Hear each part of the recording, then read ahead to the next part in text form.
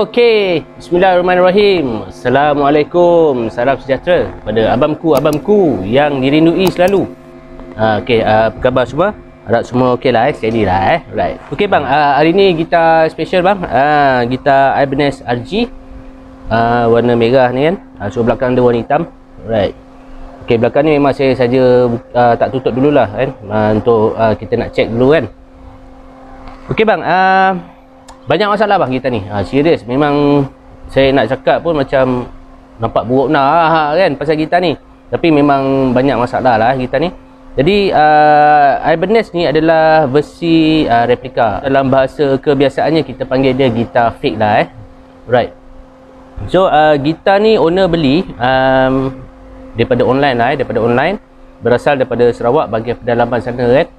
Okey, jadi gitar ni masa baru sampai kat saya melalui pos. Saya dah, bila saya pegang gitar ni, saya dah rasa macam ada something lah kan yang teruk pasal gitar ni.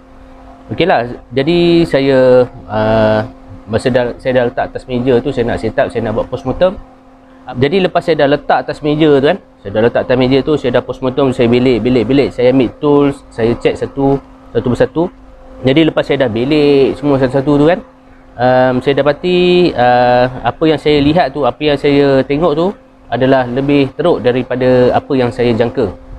Memang teruk sangat bang, memang teruk sangat. Teruk yang saya masukkan tu bukanlah daripada segi dia punya finishing, dia punya lacquer ke apa semua kan.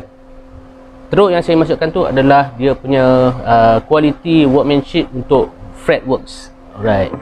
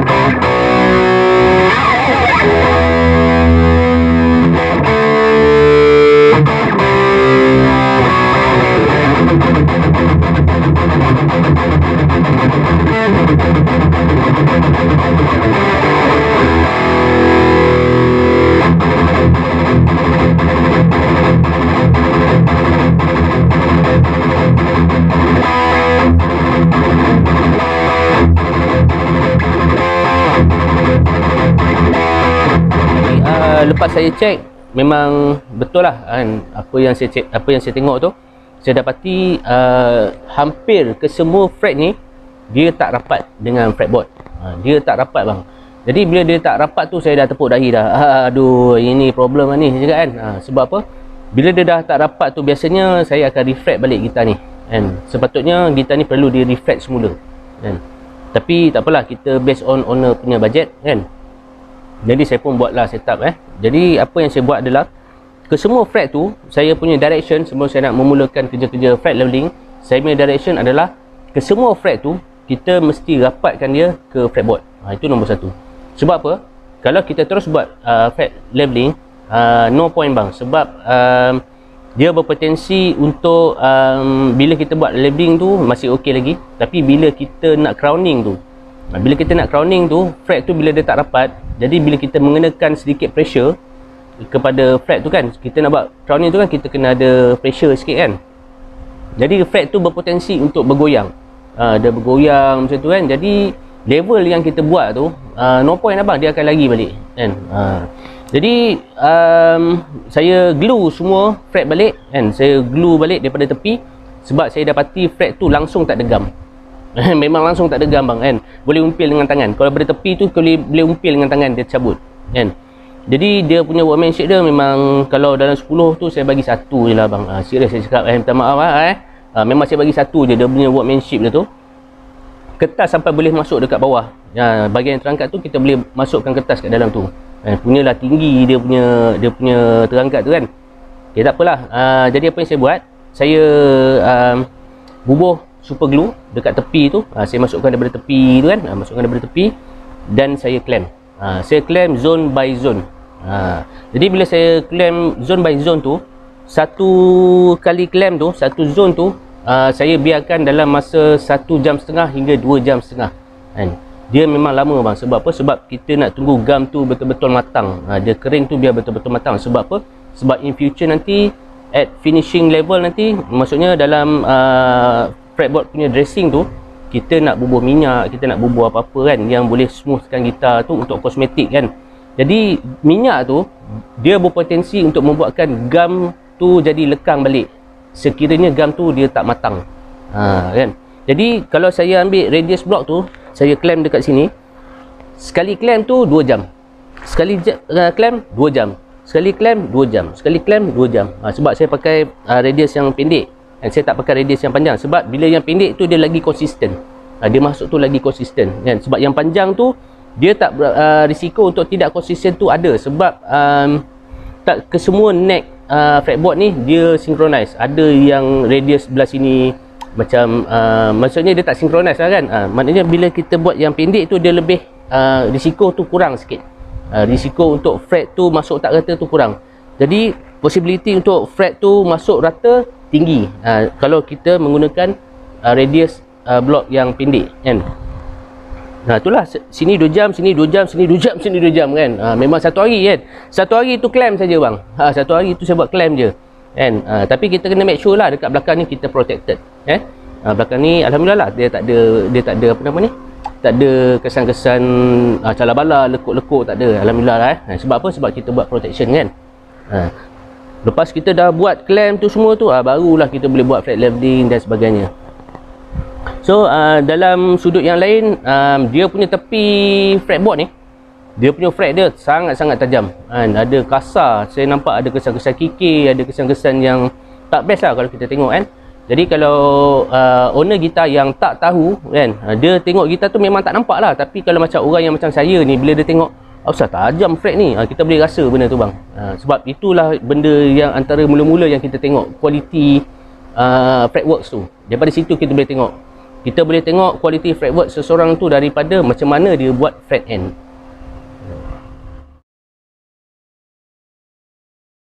Jadi memang kasar lah. Bila kita tengok memang kasar. Lepas tu bila saya nak bending ke, memang terasa bang kesat dia punya fret tu. Dan gitar ni baru sampai kan. Saya tengok gitar ni dia restring dalam keadaan yang tak berapa elok lah maksudnya saya tengok dekat sini tali 2 tu, tali B tu, dia masuk dekat tali 3. Tapi dia punya sambung dekat tuning machine tali 2. Dia bersilang gitu kan. Lepas tu tali 1 tu dia dekat tali 2. Tapi dia punya tuning machine tu dekat tali 1. Lebih kurang macam tu lah kan. Saya pun tak berapa ingat lah. Tapi memang dia bersilang lah macam tu. Dia tak betul dia punya kedudukan dia kan. Lepas tu gitar ni dia punya tuning stability dia memang sangat-sangat teruk lah bang kan. Saya tarik dengan tangan je bang, tremolo tu terus out kan. Kalau nak tanya lah kan, ada video ke apa semua, saya rasa tak perlulah saya tunjuk benda tu semua. Sebab nampak sangat buruk gitar ni, dia punya ni kan. Jadi macam tak best lah kan. Jadi cukup lah saya tunjuk result selepas setup dia macam mana kan.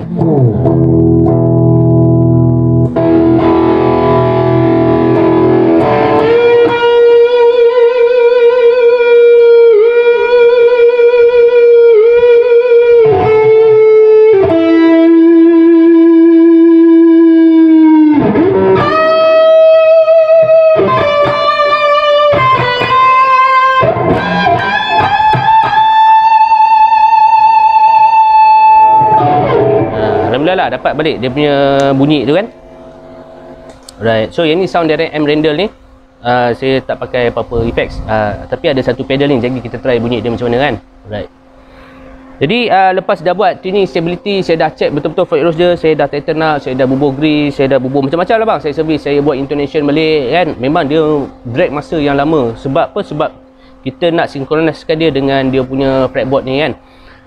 Dan dia punya neck angle ni bang, neck angle dia menjunam ke bawah, menyebabkan tali tu jadi tinggi bila saya buat setup simulasi kan. tali tu jadi tinggi. Maknanya dekat untuk kes yang ni saya bubuh shim untuk bagi dia betulkan balik neck angle tu kan. Saya tak pasti sama ada neck heel dia sengit ataupun dia punya neck pocket dia terlalu dia potong serong macam tu, saya tak pasti kan. Tapi biasanya kalau kita replika memang itulah problem dia kan.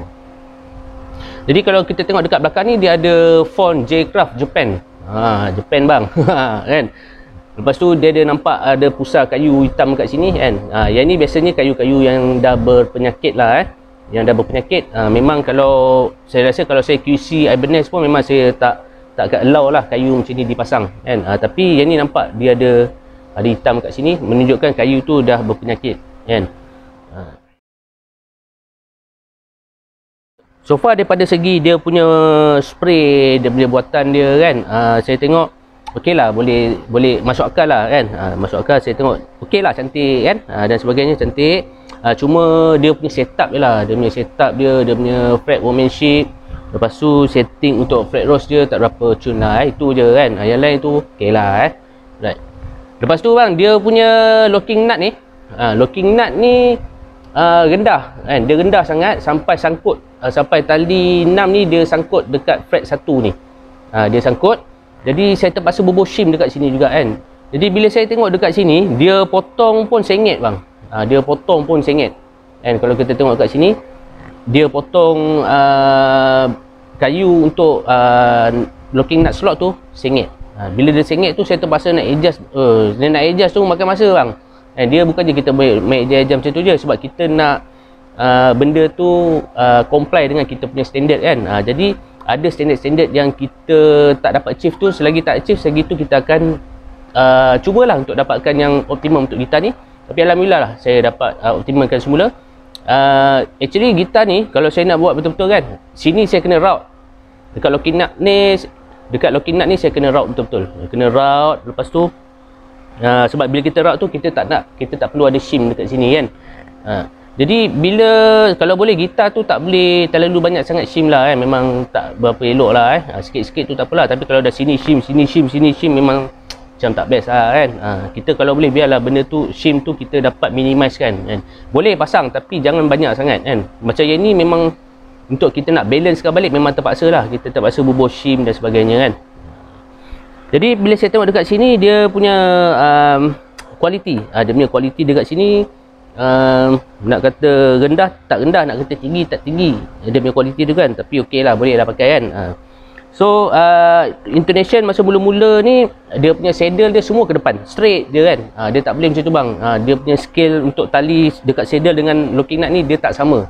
Dia tak optimum. Maknanya kita kena tarik dia ke belakang sikit, barulah yang flat tu dia jadi barulah yang sharp tu dia boleh jadi neutral balik kan. Jadi saya dah buat lah compensate ke semua saddle kat sini kan.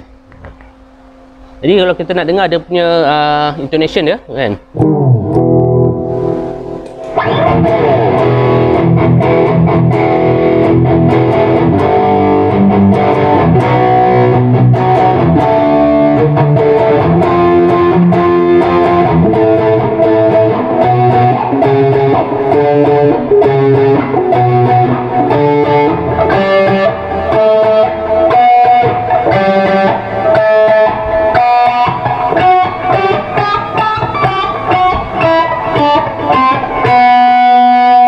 ni memang bila saya test tu memang out lah bang, memang out teruk lah dia punya intonation dia tu.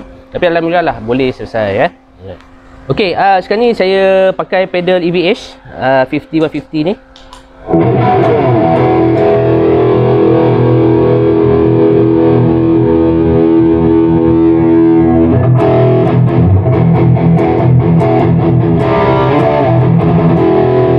Okey, kita try dia punya tuning stability, kita try rehearsal kan. Alright.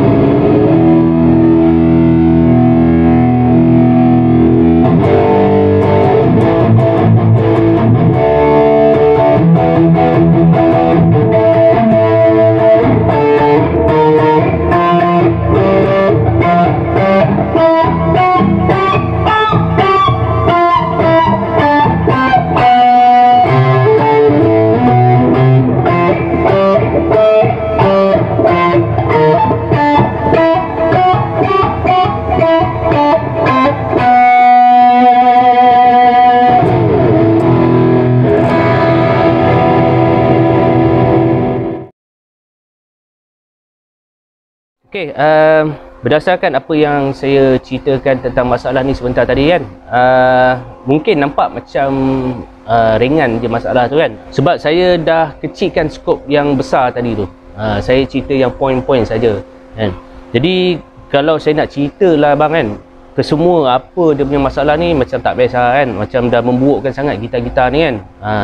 Tapi saya cuma nak beritahu kat sini, memang saya nak set up gitar ni saya sakit kepala bang. Sebab nak set up gitar yang macam ni kan, ada orang kata, bang, saya nak set up gitar bang, gitar saya ni cap ayam je bang. Okey, saya cakap terang-terang kat sini, gitar cap ayam dengan gitar yang under license ataupun yang original, yang cap ayam ni lagi susah bang. Serius saya cakap, lagi susah nak set up kan. Jadi untuk kes gitar ni, saya nak restring ada problem, saya nak leveling ada problem, saya nak betulkan dia punya skru belakang ni ada problem, sustainer ada problem, dia punya nut ada problem, dia punya fretboard ada problem, dia punya tepi fretboard ni ada problem sebab tajam kan. Jadi kalau saya nak cerita satu persatu bang kan, macam saya rasa abang pun tahu kan apa yang saya nak cuba sampaikan ni kan. Jadi saya cuba sampaikan benda yang poin yang kata poin yang asas, apa yang berlaku kerosakan dia kan. Jadi kita ambil iktibar lah apa yang berlaku. Kalau kita nak cerita buruk je semua macam tak biasa kan. Jadi cuma saya nak beritahu kat sini, setiap kali saya nak buat kerja gitar ni, bila nak lompat ke satu step tu tersangkut, sebab ada masalah-masalah yang kita tak jangka kan. Okey, jadi gitar ni saya dah buat pickup tuning lah dah buat pickup tuning. Okey, sekarang ni saya pakai balik sound amp Randall ni, channel 3.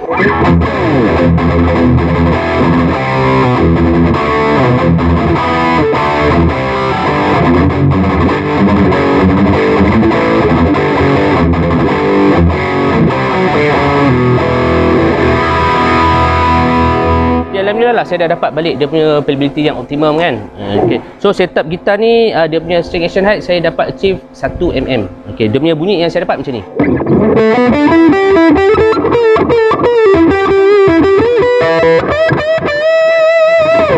Yang tu neck pickup, yang ada sustainer ni kan.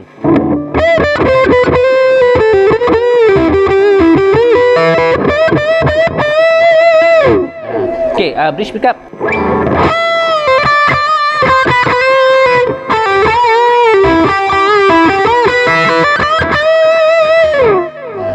Gitar ni bang kan, lepas saya dah set up, saya dah dapat achieve 0.75mm. Lepas saya dah dapat 0.75mm tu, saya gantung gitar ni dalam 3 hari ke 4 hari macam tu, saya gantung gitar ni. Lepas saya ambil balik, tali tu dia dah jadi 1mm. Sebab apa? Sebab neck dia dah meleding. Neck dia dah meleding. Jadi apa yang saya nak cuba bagi tahu kat sini, macam saya bagi tahu tadi, kayu ni mungkin adalah grade yang rendah, grade yang rendah. Lepas tu dia ada jointing dekat sini. Dia ada jointing kat sini.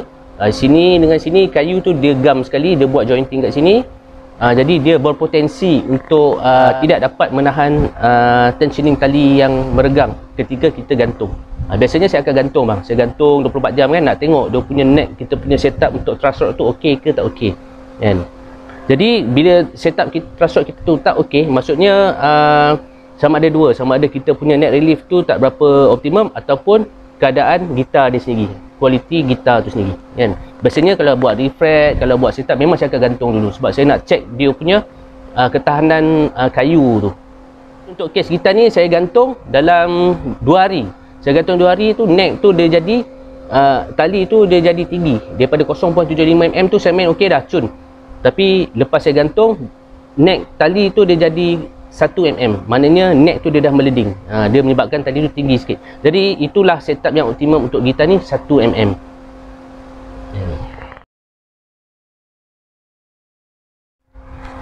Okay, so sustainer pun dia dah function balik kan.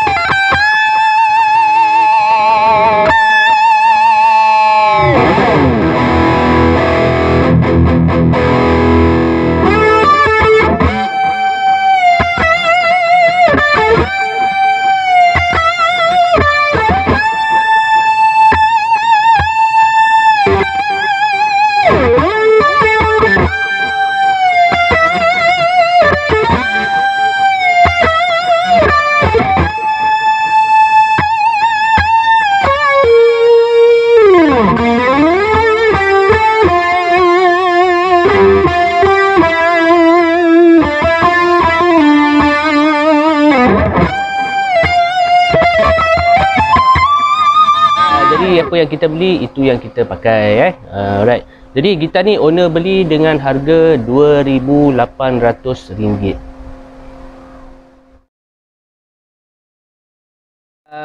Okey, kalau kita tengok dekat fretboard ni dekat fretboard ni saya dah licinkan balik, dah smoothkan dia. Kalau kita tengok kat sini dia dah jadi macam kayu ebony.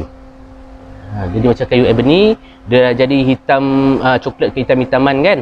Dia dah licin, dia dah smooth, dia tak macam yang asal nampak kusam je macam tu kan.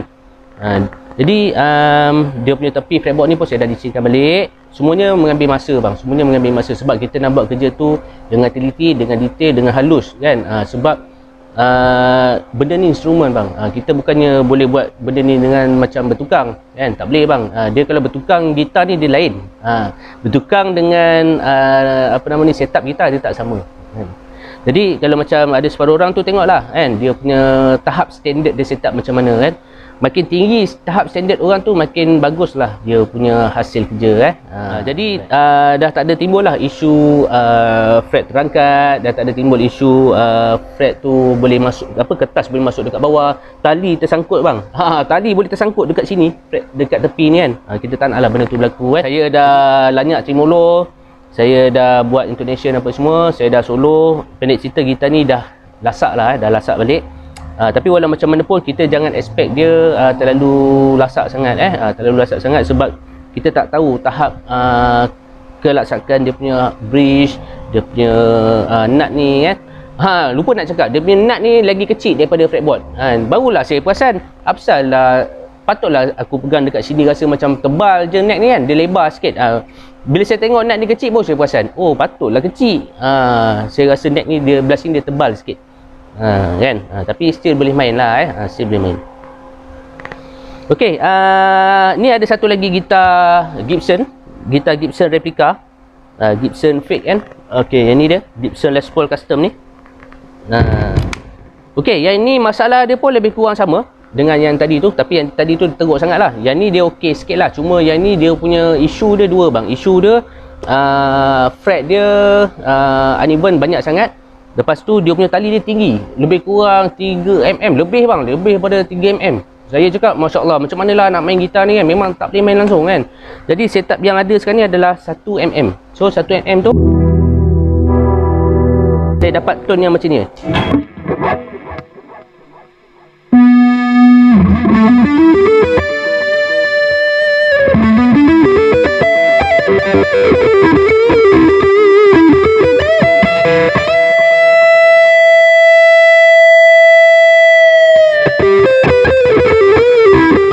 Jadi bila kita dah buat fret leveling, amali fret leveling kita buat tu just nice je, okey kan, ikut dia punya protokol yang bagus. Jadi kita dapat hasil dia macam tu lah bang kan. Playability dia smooth, fret licin, lepas tu dia punya sustain panjang. Dia punya bunyi pun konsisten kan. Dia punya bunyi apa nama ni, tone yang keluar tu dia konsisten.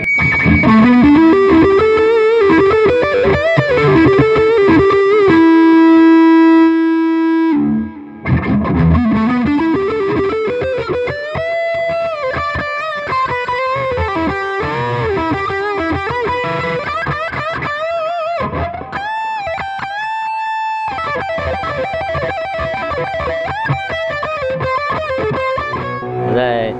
So gitar ni saya tak ada banyak masalah. Saya consider dia sebagai normal, masalah lazim lah Cuma dia punya nut dia ni, nut dia ni kalau boleh kena tukar dengan bone nut lah. Sebab yang ini saya buat pun ikut based on budget owner Jadi yang ni saya, nut lama ni saya modify balik. Saya dalamkan sikit dia punya slot dan saya sempitkan slot dia tu supaya dia tak ada, tune dia tak lari. Lepas tu dia punya playability dia okey lah setup dia kat sini. Sebab tali 6, tali 1 dia terlalu tinggi sangat kan. Dia punya nut ni tak synchronize dengan fret tu. Kalau kita tengok dekat sini pun dia punya nut pun terlebih besar daripada fretboard ni kan. Dia terlebih besar, tapi saya buat tu ikut bill lah ikut apa yang kita dah deal tu kita ikut je lah kan. Sebab nak bonat ni dia punya cost tu lain sikit.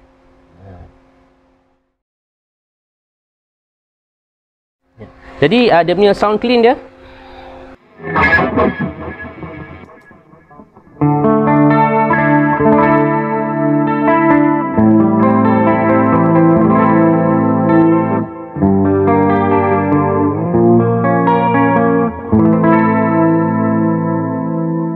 Okey, naik pickup.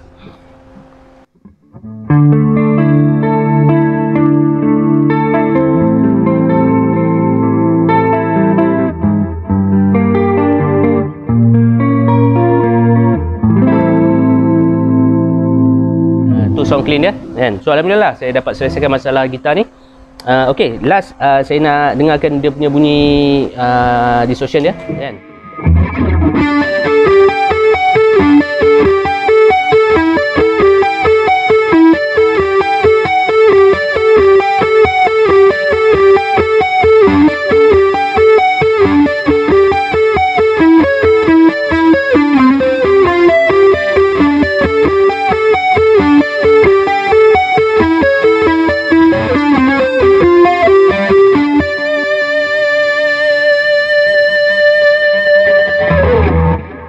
Sustain panjang kan. Bila sustain panjang tu seronok lah kita nak main. Tali pun dah rendah balik kan. So alhamdulillah lah, saya rasa betul lah dapat selesaikan kerja-kerja repair gitar ni antara dua ni kan. So alhamdulillah lah, saya dapat selesaikan. Jadi pesan saya lah pesan saya kepada sahabat-sahabat semua, pada yang nak beli gitar secara online tu berhati-hatilah memanglah duit tu duit masing-masing kan. Cuma saya nak pesan kat sini, apa yang kita beli itu yang kita pakai. Memang tak dinafikan kalau gitar-gitar yang under license ataupun yang original gitar-gitar tu ada separuhnya yang perlu kita set up semula kan. Sebab bukan apa, sebab kadang-kadang gitar tu factory setup dia tinggi kan. Factory setup dia tak berapa memuaskan. Itu benda lazim lah tu, flat leveling dan sebagainya. Tetapi kalau gitar-gitar yang dibuat oleh mereka yang tidak ada tauliah daripada penjenama asal, dia akan menyebabkan gitar tu dibuat dalam keadaan tidak proper, sengit. Lepas tu macam tadilah kan, fretboard dia terangkat sana sini, dia punya fret wire terangkat sana sini, dia punya alignment tak berapa betul, gitar sengit. Lepas tu pickup dia sebu kan. Banyak risiko bang, banyak risiko sebab diorang tak ada QC.